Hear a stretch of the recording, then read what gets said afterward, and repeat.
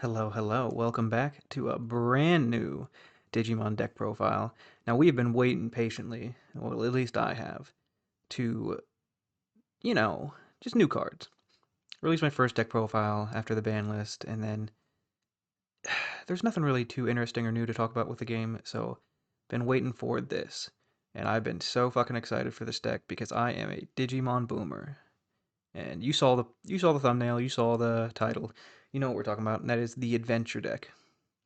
One thing I want to say, this deck has many, many different ways to build it and play it. It has many cards.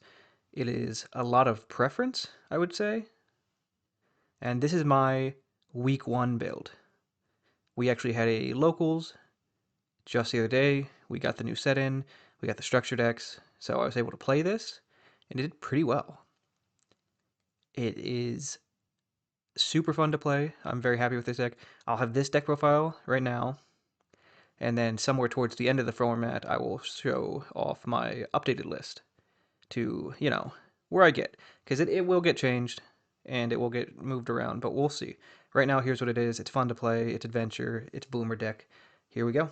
For the eggs, not using the Koromon, we have the Sunamon.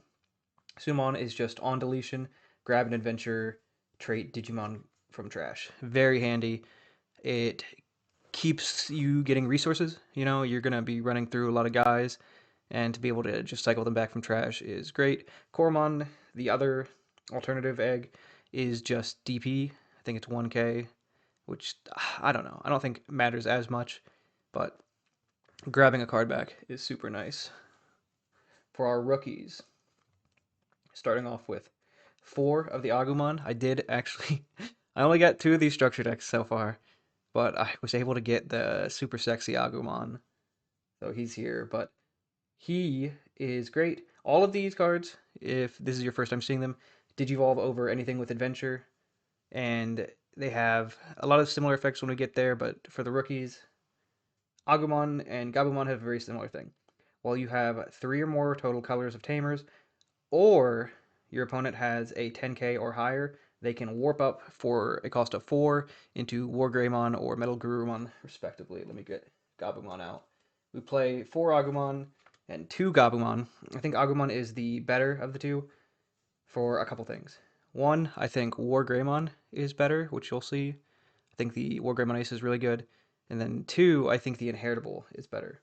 I think Reboot is very helpful when you start seeing what the deck is going to be doing with level 5s. I think to be able to reboot after you do your swings is super nice. But, you can't knock Gabumon. We do play him at 2 because draw 1 trash, 1 attacking is also very nice to cycle through your deck. Those are our 2 main character boys. Next we play, I think this is the best searcher in the deck, for Biomon. Biomon, search top 3, add a Digimon with adventure, and a Tamer option. So double hit, searches top 3, also gives you plus 2k on your turn. Pretty good. There's another searcher more or less in the deck, another like draw-y kind of card, Palmon, but I think this is the better one. Because while you can grab stuff from trash with the egg, having just the search and grabbing both a Tamer and a Digimon or an option and a Digimon is super good, super helps with your consistency, so I definitely want to max out this guy. Next rookies, we have our 2 one-ofs. So I do play one of the Palmon just to, keep it real, right? Pitch one, draw 2, a pretty normal rookie. And then I play they have 2 Floodgate rookies. I like the Tentomon better. It's when your opponent's turn, they can't reduce Digivolution costs. I feel like that might be better than Memory Gain at the moment. I'm not sure. That can definitely change according to your local, according to what you expect to see. But for me, I think this one is the better of the one. The other one's the Gomamon, who reduces memory. But that brings us to 2, 4, 2. So just 12 classic rookie count. And now we start getting to the champs, the level 4s. First, we have Kabuterimon, banger card. There is an Angemon that has a similar effect of this. There's a lot of cards in this deck that are like this, where they have a very, since there's the two structure decks, one comes from one comes from the other, that have very similar effects, but not fully there. This one is when Digivolving, if you have one or fewer Tamers, you can play an Adventure Tamer for free. Really good. You, this deck loves its Tamers. You want your main goal, we'll talk about that when we get there, but we'll be playing a bunch of Tamers out and then using their effects in combination with the level 5s to do things. And then his inherited is Piercing, which very good for this deck, which DP climbs really well with swinging with Alliance. You want to be swinging over things and piercing over them. His counterpart, the Angemon, only gives minus DP on the swing, which I feel like is not as useful. And then also you don't too many of these guys. Like I don't play any of the Angemon because too many of the Playtamer is not as useful because you can only it's like when you have one or fewer. So you'll be doing it early, but you won't be really using this as much late. The next champ I'm playing 3 Togemon. We got the nice cool little stamp one, and then 2 Birdramon. Now these are alternating from the structure decks. They do the same thing with different inheritables. They go if you have tamers with if you have adventure tamers, which are all adventure tamers, and they have 3 or more colors, 3 more different colors, this can warp up to a level 5 for free. So on play, when digivolving, go up the next step for free as long as you meet those tamer requirements, which usually just means 2 different tamers. Well, actually, in any combination of 2 different tamers in this deck, you meet the requirement. So as soon as you hit 2, you can start doing this. You can start doing most of the things that require these 3 colors. But the Togemon gives 1k on all turns. The Birdramon is 2k on your turns for inheritable. So I don't. Right, this could change. These could be flipped around with the ratios. It might be better to do 4 Togemon and 1 Birdramon. I don't know. That's why I'm just trying these out right now. But I kind of like the variety in this. It also, I'm a Digimon boomer. It makes me feel good to see all the guys. So I think that's part of the joy in this deck is to play with a mishmash of those season 1 guys. Our next champ, the one of Ikakumon. Ikakumon has a cool effect. I think his counterpart would be the Gatomon. They both come out of security, so you battle them in security, and then they come out, and then they have an on play when Digivolving. Gatomon's is minus a check to 2 different Digimon. Kakuman is trash 2 Digivolution cards, one of your opponent's Digimon. Then one of their Digimon with no Digivolution cards can't attack or block. That's pretty good. I think this is a sneaky little guy. Inheritables are always so important, so being able to trash the top ones, just strip top 2, that's usually going to be like, something good, I would usually say. So get hitting those, and then giving something like freeze where they can't attack or block is very useful, especially in this deck when you want to swing a bunch, and if you don't have piercing, you might need to like stun a blocker, which can be very good. He could be replaced with anything. I just kind of like him. I kind of like his effect. It's pretty spicy. Comes up sometimes. And that's our champs. Now on to the meat and taters of the deck. The ultimates, level 5s. Here's what I think. I think this is the best one for me. So every adventure ultimate has the bottom effect. They have the same inherit, which is alliance, and then they have the same other effect, which is when any of your other Digimon are played or Digivolve, if they have adventure, one of your Digimon gains alliance, and then one of your Digimon may attack. So the bit with this deck is you're going to have a stack, you will have a level 5, and then you will either hard slam like a level 4 or a level 5. This level 5 will trigger since something else was played.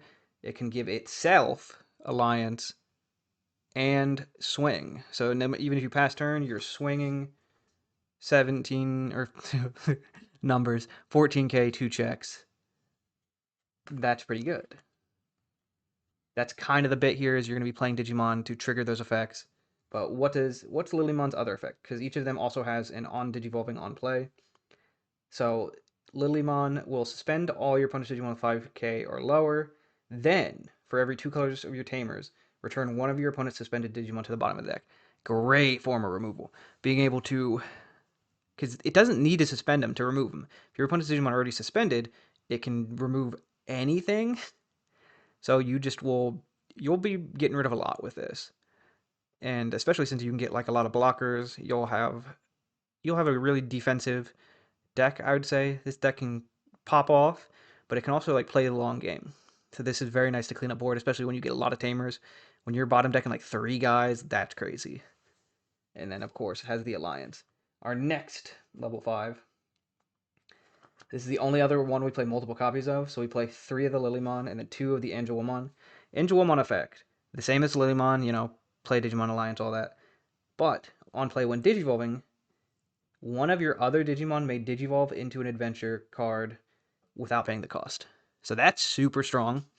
I'm thinking about playing more of these when I get my hands on another one of the structure decks, but I don't know. It's not always the most useful. If you just have like a single stack, it's not great. But being able to warp up.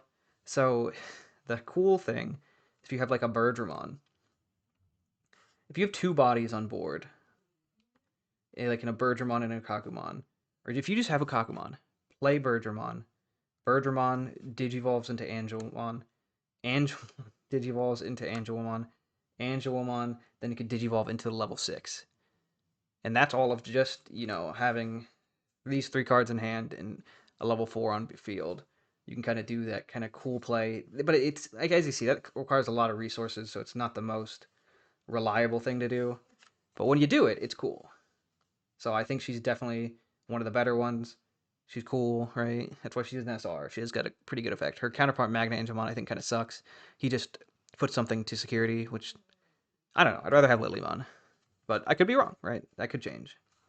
The next, we play each of these 3 at 1. Because I think they each have their own merits, but I don't know if any of them are good enough to bump up just yet. Now, I might be wrong, right? Again, I just think these are the lesser ones, but I still want to play them because the variety is the theme of this deck. Gardramon's signature effect is for every 2 colors of one of your tamers, one of your Digimon get 2 KDP and Sec plus 1. So pretty strong, right? You can bump up the normal 2 checks with Alliance to 3 when this Digivolves. Pretty good. Zudamon, for every 2 colors of Tamers, trash one of your opponent's Digimon's Digivolution cards, then return one of your opponent's with 1 or fewer Digivolution cards to hand. So a bounce, that's pretty good. It can strip any source, unlike its level 4, which strips the top 2. Pretty good. And then it also increases based on the number of Tamers you have. So that's, a cheeky form of removal. Then the Metal Greymon, which he's great. He de-digivolves for every 2 color Tamers. So all of them, they're kind of situational, but I think having the option to do these is one of the key strengths of this deck. Just being able to do different things, keep your opponent on their toes, right? I think that's like, it'll be very pilot heavy, depending on what you want to do, depending on what you think you can do. And then our last one, the unique level 5 in the deck, Skull Greymon. So on play, when digivolving, one of your Digimon gains Raid Retaliation. Pretty good. On deletion, you can play an adventure trait card with a play cost of 4 less from your trash without paying the cost. And that is also, it's inheritable. On deletion, play an adventure, blah, blah, blah. He is really good for if a tamer gets deleted, put it out. Play out those level 4s. Play out Birdramon. Birdramon Digivolve, do the whole combo. Play out Togemon. Togemon Digivolve, do the whole combo. He's really good for that. Raid Retaliation is good to get around some bigger threats, right? You'll be able to, if you have another level 5 on board and you digivolve into him, he can then swing with Raid Retal into something, maybe kill himself, and then play out a guy, and you could possibly keep going. So he's pretty great.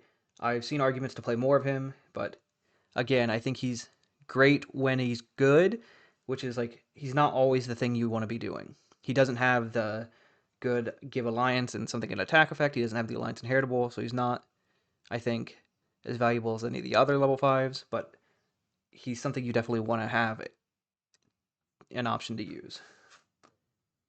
That's our level 5s. Our level 6s. We have 3 of the War Greymon Ace. Great card. I think this is the best one. It's so funny. I've seen so many arguments in this deck on which one to play, the War Greymon or the Metal Garurumon. I've seen people play like 6, play like 3 of each, play like 4 and then no Metal Garurumon. This is why I'm playing like heavier Agumon because I'm playing more of him. So I want to be able to warp into him more consistently. His thing is for every 2 colors of Tamers, when he digivolves on play, one of your Digimon gains immunity from all Digimon effects for the turn. Pretty strong. Especially, you want to keep your stacks alive, right? This deck wants to build bodies. And since we are not in like a tamer heavy form, or not tamer, an option heavy kind of format, this is a pretty strong protection. It pretty much gets around everything. So he usually will stick on board. And then he has a second one digivolving that's also when attacking, not once per turn. So you can do it twice in the same turn if you keep turn and attack. Delete one of your opponent's Digimon's lowest DB. A really good form of removal. He just pop. No, it doesn't matter. He's getting rid of shit. Super good. Next, I play one of the new promo War Greymon. I don't know why. It's because he's an adventure, and that's why. But he's pretty good. I don't know. He makes me think, and I think if I could play more of him, I might. But I'm still not sure. I'm on the fence about this guy. He did come up when I was playing my games, and he was helpful, but not as helpful as I thought he would be. The best thing he has is he's just blocker and sec +1. Like having those 2 keywords is really good. Goes over all the adventure guys. When digivolving, delete one of your opponent's Digimon with as much or less CP than this. And you're like, oh, he only has 12k.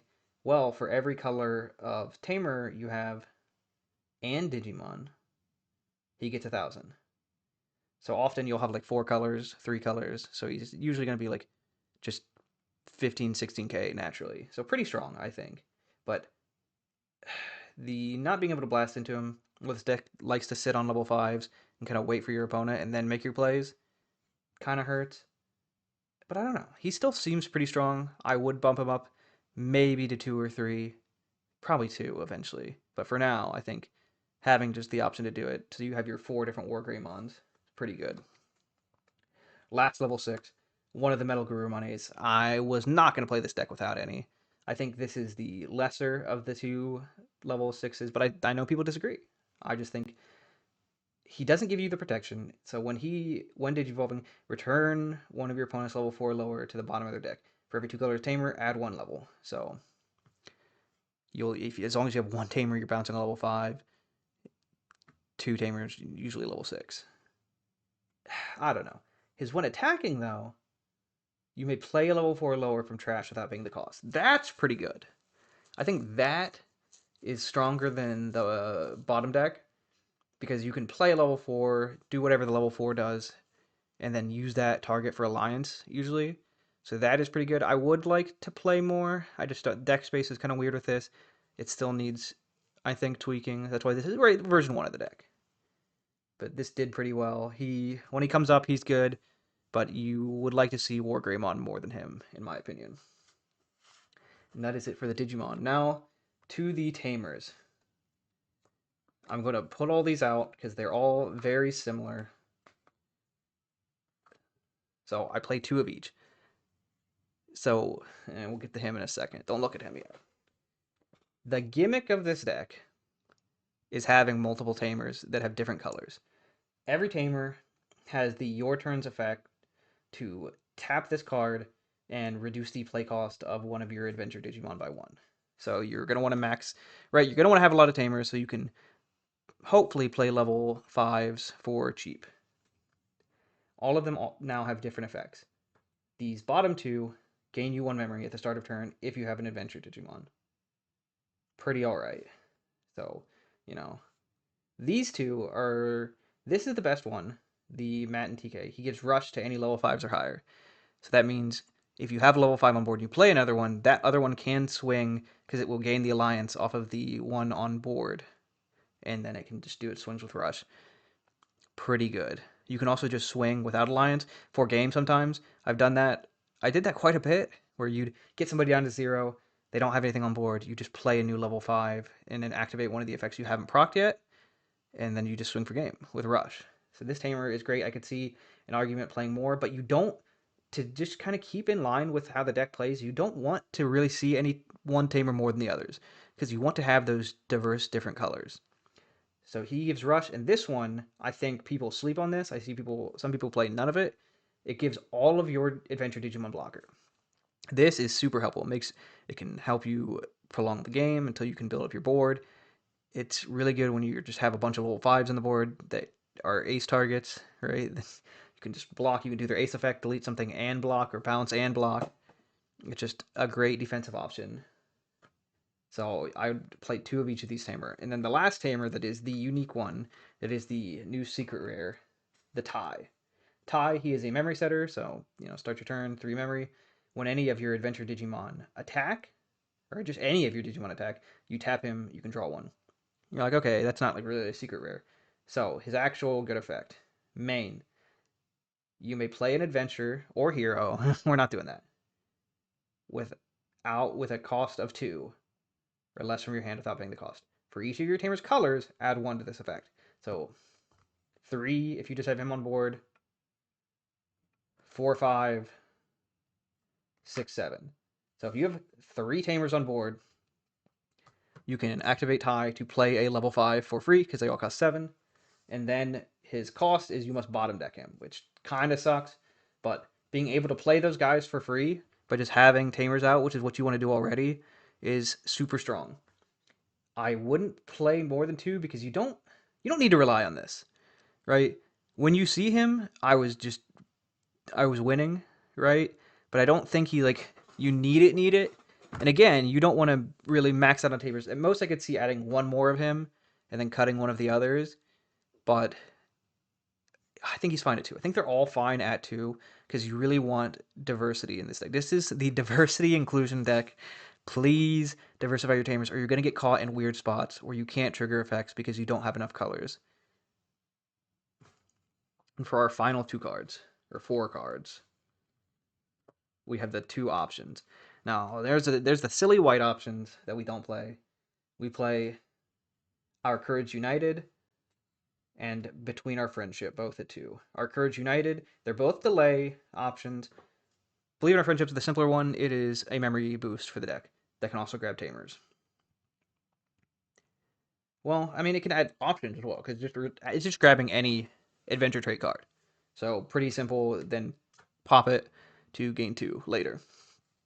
Our Courage United is when a level 5 or higher would leave the battle area, you can delay and then play 1 from your hand. So that's pretty strong, right? You have your level 5s. If you have blocker, you block with 1, they die. You play 1 out, and you get one of their pretty strong effects, like Lilymon. Oh, now you bottom decking something. Or Angelomon. Oh, now you Digivolve something. Pretty good. I play him at 2. I would love to be able to play more, but you want to play a lot of Digimon and Tamers in this deck, so I think 2 and 2 is fine. Both also just have the security, play it in the battle area. So yeah, that's Adventure. I think it is a super, super fun deck.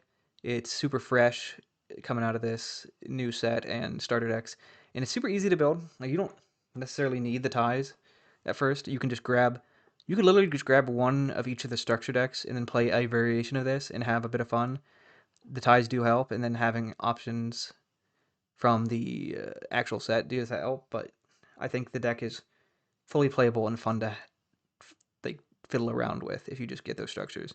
This is a cheapish deck, super fun, super nostalgic, got all the good characters, all the real Digimon, Digimon, call me the Digimon Gen 1er, because this is where it's really at. But thank you for watching this. I should have another deck profile out here soon, covering the other deck that I'm super excited for from this set. But for now, that was it. That was me, the Blue Raspberry Gamer, showing you off some Digimon shit. I know you've waited a while for this, right? So thank you all for watching. We will see you next time.